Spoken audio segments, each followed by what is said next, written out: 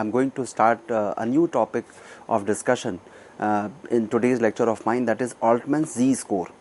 Basically, it is a tool to measure the financial stability of a company.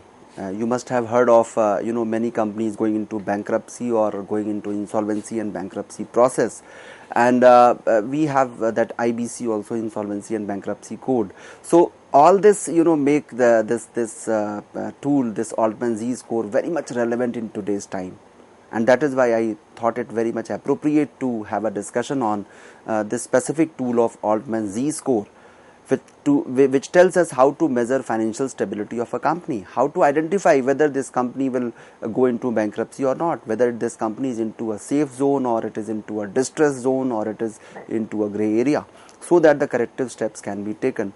And it is not only beneficial for the government entities but also for the general public, for the stakeholders. Suppose I am an investor in a company and somehow I can understand that whether this company will go into bankruptcy in another year to come or not. Suppose if I know 2 years in advance that tomorrow this company is going to file for bankruptcy, then obviously I can save my hard-earned money. So Altman Z-score basically tries to, or makes an attempt to calculate or to you can say predict the financial stability of a company, or it can predict, it can comment on it comments on the financial stability of a company by giving its own score. So in present lecture of mine, I have tried to plan it like this, that I'll first be telling you what is Altman Z-score, what is the meaning of it, what is the formula of this Altman Z-score. Some people call it Z-score, but basically we call it Altman's Z-score. And Z is also an indicator of mode. When we go to statistics, we calculate mode, and there the mode is indicated by in mean, median mode, that is central measures of central tendency. There also we make use of this term called Z.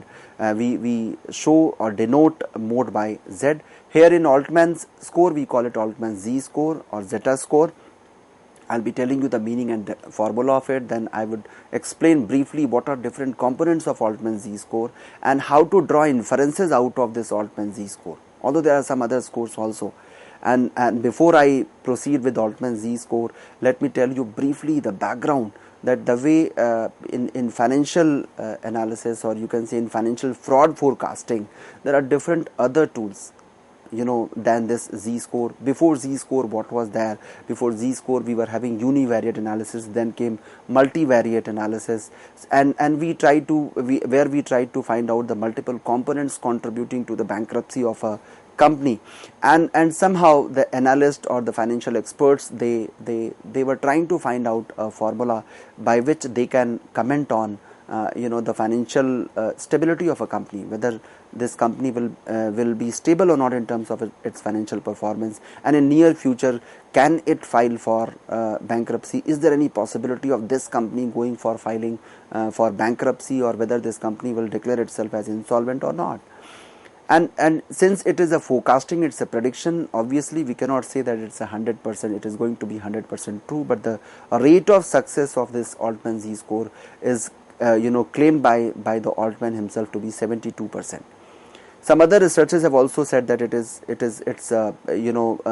reliability is 80%, 80 to 90%. Although there are some cases of false positive or even the false negative, we cannot deny to that. But yes, this is a tool with which we can at least think of predicting the financial stability of a company. And in today's time, when some companies or even the global financial crisis was there, so we need to think that how can we save our economy from such kind of crisis. Not only economy, even the companies we can save if we can somehow predict the possibility of bankruptcy of a company or insolvency of a company. Basically, Altman Z-score is a middle segment. If I tell you the entire journey of different tools used for predicting the financial stability of a company, it comes in the middle segment, because if we talk about the modern tools, we have now the intervention of artificial intelligence and machine learning to predict such kind of financial instabilities which a company may come across. But yes, of course, Altman Z-score is still relevant, because there are some components which are going to be replicated by the artificial intelligence and machine learning itself. So Altman Z-score is still relevant, because even if you go for deploying this artificial intelligence or machine learning, then too you have to in one way or the other rely on those factors which Altman Z-score have already applied into their own analysis. Now coming to what is Altman's Z-score.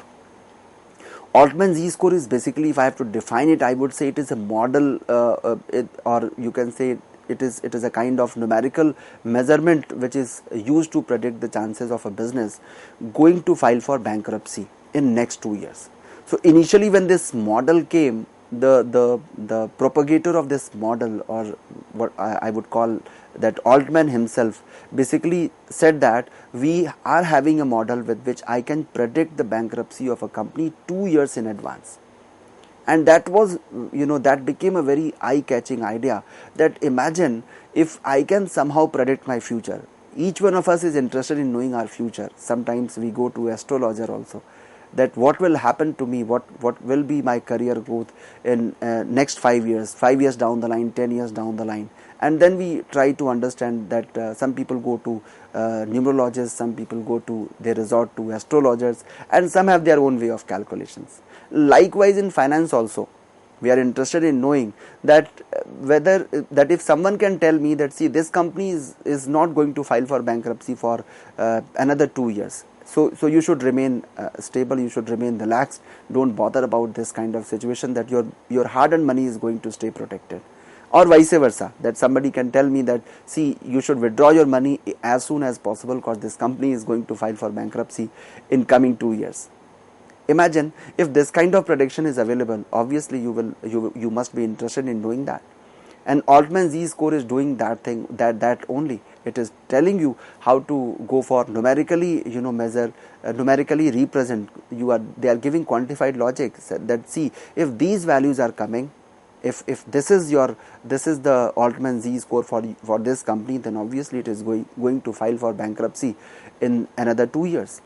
And this company may be into distress, or this company is in gray area, there is a possibility of 50-50, or this company is safe for coming 2 years.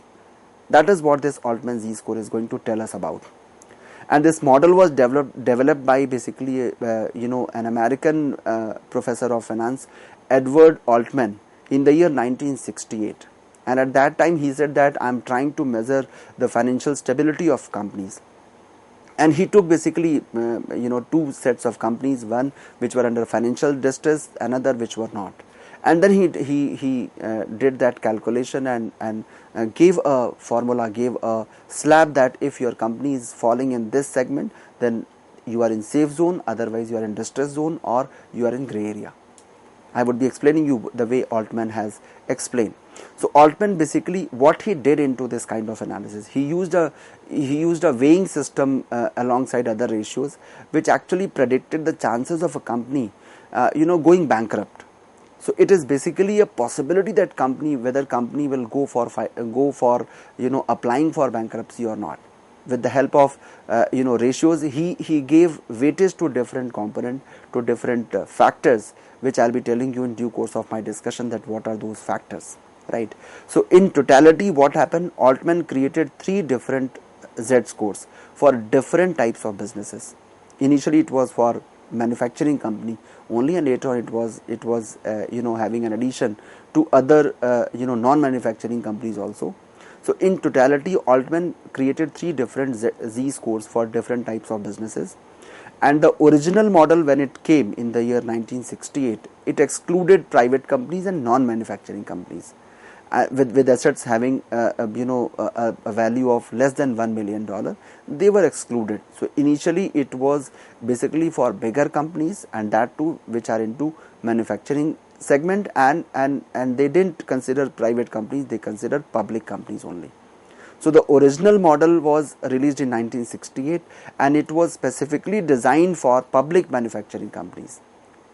And another condition was that it must have asset in excess of $1 million. This was the condition for this calculation, and later in 1983 Altman developed two other models for using it with smaller private manufacturing companies. Model A is basically for it was known as Model A Z-score. It was developed specifically for private manufacturing companies, while Model B was created for non-publicly traded companies. So that was the motive, and in 1983 when this model was revised, it comprised varied weighing, predictability, scoring systems and variables. So it was basically modified by the Altman himself in duration of 1968 to 1983. Now coming to Altman Z-score, what it does, it basically combines 5 financial ratios. Again the pivotal point is a ratio. So it combined 5 financial ratios for predicting the probability of a company becoming insolvent. And again in coming 2 years. So it combined 5 financial ratios. Now what are those 5 components that I'll tell you? That these five financial ratios, they are basically contributing to the possibility of a company being insolvent or a company being company remaining in safe zone. So basically this analysis, this component based analysis, it increases the model's accuracy while measuring the financial health of a company, and obviously the eventually your objective is to give a prediction of the possibility of this company going to file for bankruptcy. If you look at the formula, the formula was like this, that zeta is equal to 1.2 A plus 1.4 B plus 3.3 C plus 0.6 D plus 1.0 E. So these 5 components were arranged, were indicated by alphabets, that is A, B, C, D and E, and each alphabet, each component was given a weightage, and this is the weightage about which I was talking about. This A, B, C, D, E is indicating a ratio, whereas 1.2, 1.4, 3.3, 0.6 and 1.0, this is indicating the weightage given by the Altman in this formula on the basis of his research conducted for 2 sets of companies, one which were bankrupt and another which were which were having a very sound financial position. So here if I have to explain this, zeta is basically the Altman Z-score.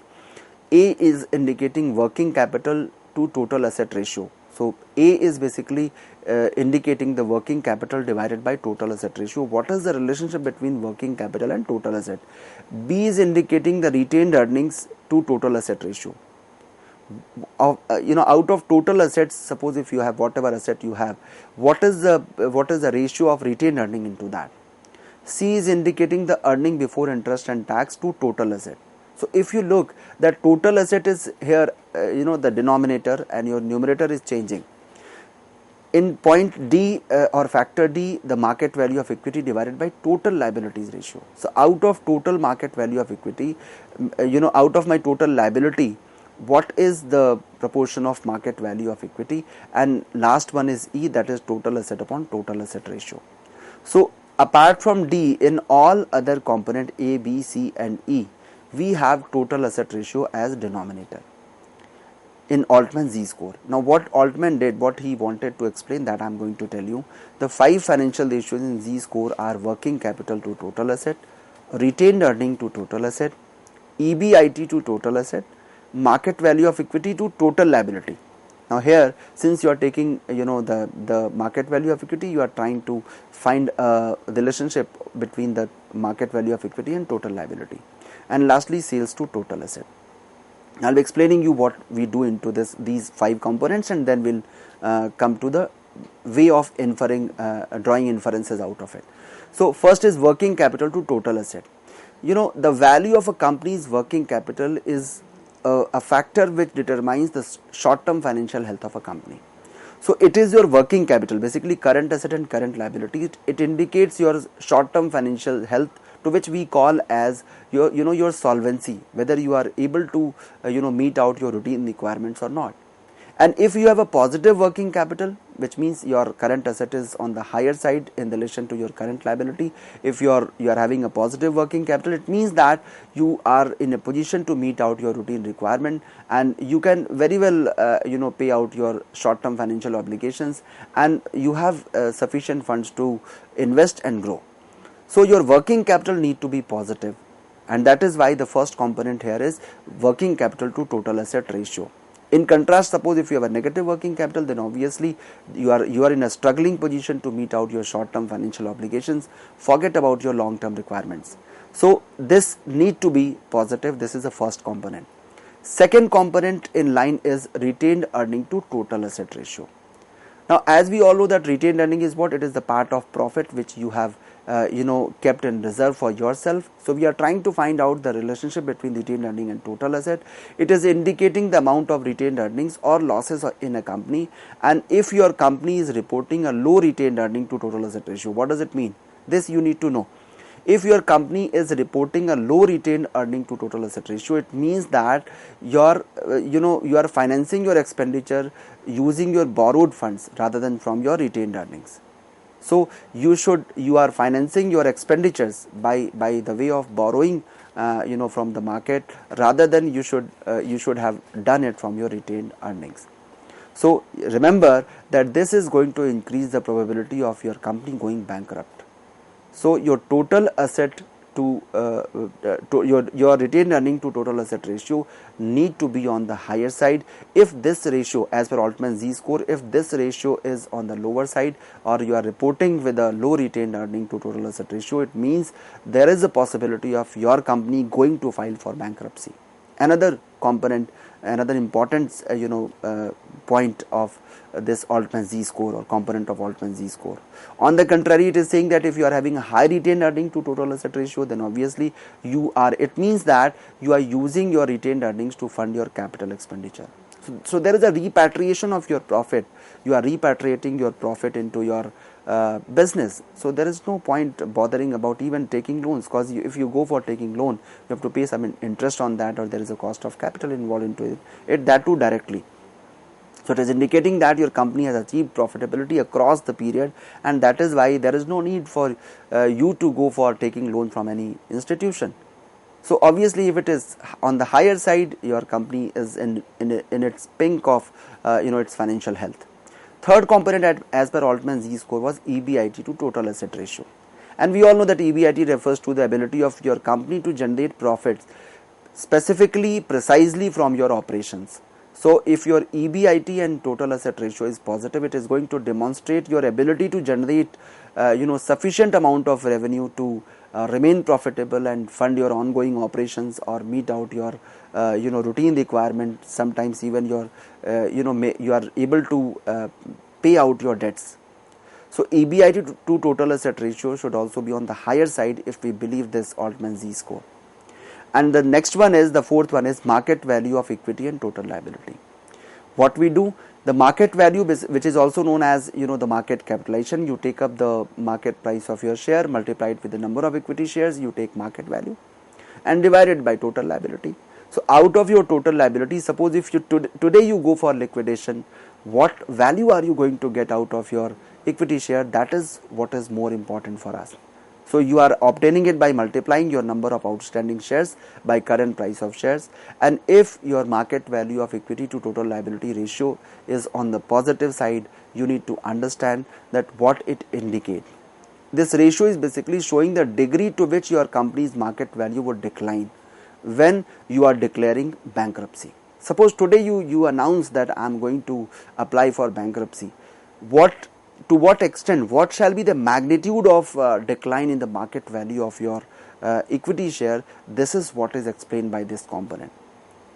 And remember, you have to compare the two values before the value of liability exceeds the value of assets, because the moment you apply for bankruptcy, it means you are accepting on paper that my liability is now greater than, it has exceeded the value of asset. So you have to understand that this component is again another important component into your which is helping us in predicting the insolvency of a company. So remember, a high market value of equity to total liability ratio can be interpreted can mean high investor confidence, that my investors are having, their confidence level is very high in terms of financial health of my company. And last one is sales to total asset ratio. Obviously, it is indicating that whether you are active or not, to what extent you are active, what is the magnitude of your activity. It indicates how efficiently the management is using asset to generate revenue in relation to the competition, how competitive we are. So if your sales to total asset ratio is on the higher side, then obviously it is interpreted as that management is needing a small investment to generate sales, which increases the overall profitability of the company. So you can increase your profitability, it is on the higher side. Whereas if it is on the lower side, then obviously management need to use more resources to generate enough sales. So if it is on the positive side, then obviously if your score is on the higher side, then with least investment or with minimum investment you can increase your profitability. Otherwise you will need greater resources, more resources to generate revenue. Now if you look at the graphical presentation of Altman Z-score, the way we have to draw inference out of it, you can find that there are three segments into it. The first is distress zone, another is gray zone, third one is safe zone. So if you do this calculation of Altman Z-score and your calculation may fall in three segments, 0 to 1.8, then obviously you are into the distress zone. If it is between 1.8 to 3.0, then you are in a gray area where we cannot say that you are going to file for bankruptcy, but yes, anything can happen. Or if you don't take corrective steps, you may you are moving towards, there is a possibility of you moving towards distress zone. But if your value is between 3.0 to 4, or if it is above 3, then obviously you are in a safe zone. Your company is managing all components properly. So how do we interpret these scores? Usually we say that lower the Z score, the higher the odds that a company is heading towards bankruptcy. So this score should not be on the lower side, always remember. So lower the score, greater are the chances of you applying for bankruptcy. And we always say that if your Z score is lower than 1.8, stay alert. If you are calculating Z score for a company and the score is coming 1.5 or 1.4, then you must be alert that this company is in financial distress and there is a high possibility or probability of this company going bankrupt. Whereas if your score is of 3 and above, it means that your company is in a safe zone and there is no chances of this company or you can say it is unlikely for this company to file for bankruptcy. But yes, what is more important for us is if we are having a score of 3 and above, then obviously we are relaxed, we are in a safe zone. If it is less than 1.8, we cannot help it. But what matters is the midway, where your company is in the middle segment, your score is somewhere say 2.5. So you can neither say that your company is in distress nor you can say that you are safe. You are in a gray zone, which means that company is in a gray area and there is a moderate chance of this company filing for bankruptcy. And suppose if any of these 5 components go negative, then obviously this company will definitely file for bankruptcy. So Altman Z-score is basically, in totality, this model is considered as an effective method of predicting the state of financial stress of any organization by using multiple balance sheet values and corporate income. So basically all informations we are extracting from balance sheet only. In Altman Z-score, we calculate this score of this company for all 5 components, and each component has got some weightage by the Altman himself. It was the value was assigned, and once we come to know about the score, we can draw the inference out of it. If it is more than 3, higher the score, better the company is, or you can say lesser are the chances of company filing for bankruptcy. Basically, if you ask me what was the idea behind developing this kind of model by Altman's, this could have been of developing a formula for predicting bankruptcy, started at the time of Great Depression. Altman basically devised this idea or thought of coming up with this score because there was a Great Depression in 1930s, and most of the economies across the world, across the globe, they were badly affected by the bankruptcy and insolvency. The business was all unstable. So at that point of time, giving this kind of idea, developing this kind of model was definitely a great contribution by a professor of finance. And he said that how to predict, at least you can have an idea. If we cannot say that it is a 100% foolproof idea, but yes, if you are able to, if the reliability score is 72 to 80%, then obviously it's a good way to predict the possibility of company filing for bankruptcy. Now, what is the significance of score? That I would like you to know that in Altman's original paper, the research paper in which this idea was given, the Z score proved to be 72% accurate in predicting the bankruptcy within next 2 years. So you are giving a prediction of coming 2 years that see your company is in this zone. And in subsequent test, what happened? Altman found the Z score to be between 80% and 90% accuracy level. So if you are able to predict the bankruptcy to this extent, obviously it's a great contribution. So my dear learner, I just thought of telling you briefly, although there are other tools also. We may also talk about the use of AI and ML into prediction of financial frauds or a company going for filing for bankruptcy.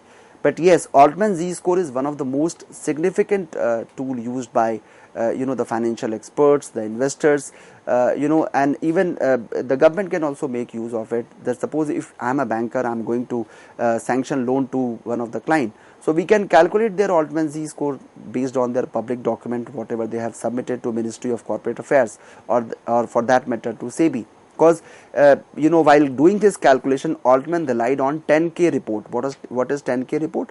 It was the report of financial performance of a company submitted to SEC, that is Security and Exchange Commission in US. Basically, SEC is a counterpart of SEBI in India. If we try to understand for that matter, in India we have SEBI as a regulator of capital market. There we have in US we have SEC, that is Securities and Exchange Commission. So it relied on that data. Here also, suppose if as a banker I am trying to, I'm planning to give, loan to a significant amount of loan to a company, I should calculate, this score, and I can find out whether this company is in distress zone or it is in safe zone or it is in gray area, and accordingly we can decide the quantum of loans to be sanctioned to this company, and eventually it is going to reduce the NPA burden, rising burden of NPA in the banking sector. So I hope you must have understood what is Altman Z score, the way we draw inferences out of it, and with this I am ending this topic of mine. Thank you so much.